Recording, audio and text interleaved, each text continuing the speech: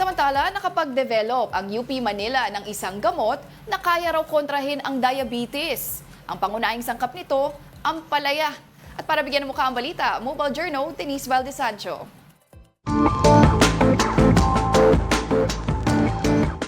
Kadalasang kinaayawan ng ampalaya dahil sa taglay nitong pait. Ngunit wag daw itong ismulin dahil nakatutulong daw ito kontra diabetes. Kanin, soft drinks, dessert, hilig nating mga Pinoy yan. Kaya naman di na nakakapagtaka na dumarami pa ang may diabetes dito sa bansa. Pero kung anong tamis ng mga yan, singpait naman ang gamot na dinevelop ng grupo ng researchers mula University of the Philippines, Manila.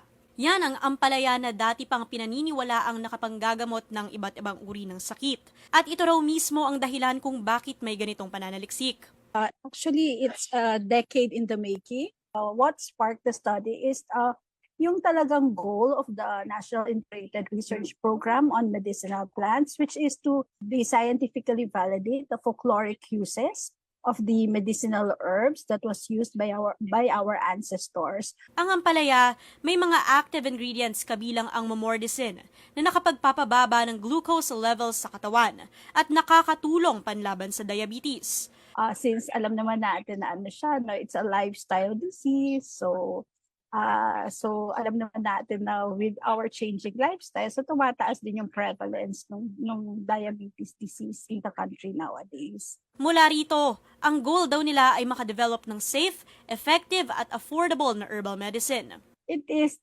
natural, it is homegrown, di ba? Kasi ini-empower din natin yung ating mga farmers, yung ating local pharmaceutical companies.